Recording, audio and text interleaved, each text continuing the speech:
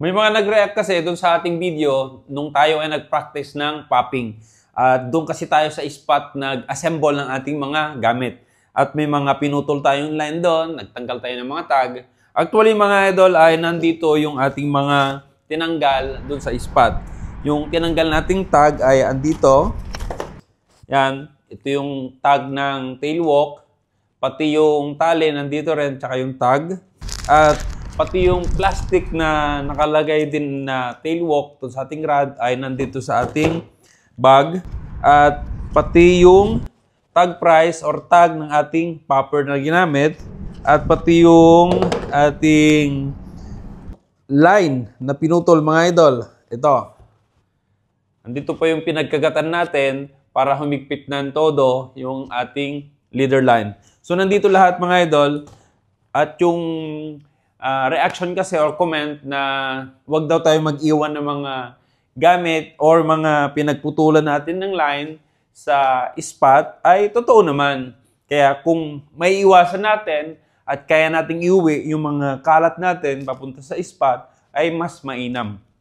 At ganun din lang na nandito na tayo ay pakita ko rin sa inyo mga idol yung ating ginamit na reel at yung FG nut na ginamit natin. Kasi may napansin ako dun sa FG nut natin ay medyo may yung lock na ginawa natin dun sa may braid line ay kumalas. Pero yung mismong FG nut ay naka-intact. So makikita ninyo rito mga idol ang ating braid line dito sa may lock ng ating braid line ay kumalas.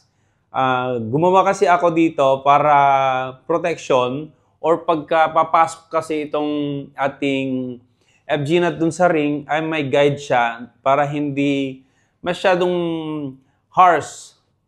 Para medyo smooth naman yung pagdaan ng ating FG nut dun sa ring guide. Pero nung ginawa ko to ay less tension na kasi. So, babaguhin ko to at aayusin at lalagyan ko to ng tension para mas maganda at dumikit ng mabuti yung dulo ng ating FG nut dito sa ating gagawing pinaka bounce or di ko alam anong talagang right terminology nito na siya yung unang tatamaan ng ring bago tumama dun sa ating FG nut.